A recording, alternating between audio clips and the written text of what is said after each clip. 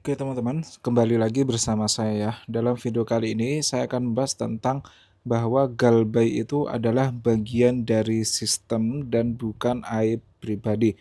Maksudnya gimana? Maksudnya gini ya guys ya, bahwa pinjol itu sudah tahu dari awal kalau nanti pasti banyak yang gagal bayar.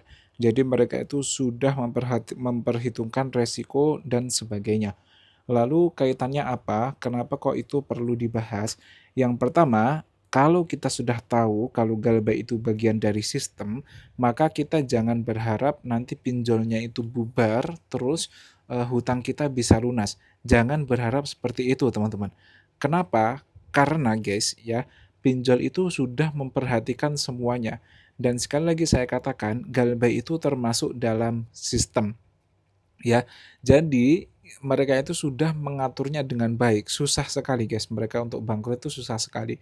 Jadi daripada kalian fokusnya itu menunggu mereka bangkrut dan menunggu hutang kalian itu lunas secara otomatis, lebih baik kalian itu menenangkan diri, terus kemudian menambah skill untuk nantinya menambah income supaya income kalian itu menjadi lebih banyak, lebih sehat, terus bisa melunasi hutang dan terbebas dari pinjol-pinjol seperti ini.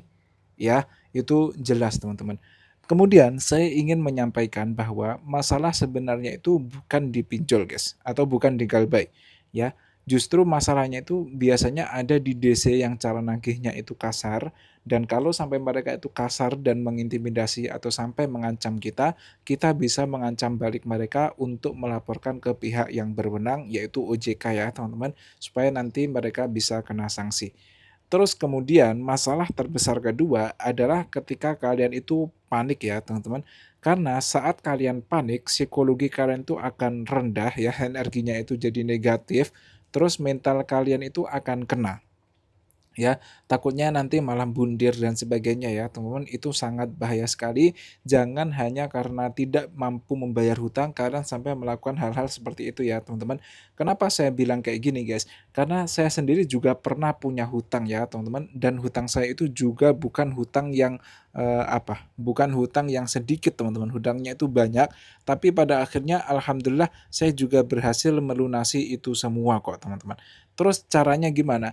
Caranya adalah yang penting kita tetap tenang ya, karena apa ya guys ya, kalaupun kalaupun di sini saya bilang, kalaupun kita nanti gagal bayar hutang, resiko terbesar itu ya palingan ya kita suruh bayar aja gitu loh guys. Kita tidak bisa, aset kita tidak akan disita, terus kemudian kita tidak mungkin dipenjara hanya karena tidak mampu bayar hutang dan sebagainya. Jadi maksimal resiko yang bisa kita dapatkan ya guys ya, itu hanyalah ya kita suruh bayar utangnya, ya sama aja gitu loh teman-teman. Tidak ada yang perlu kita takutkan gitu guys.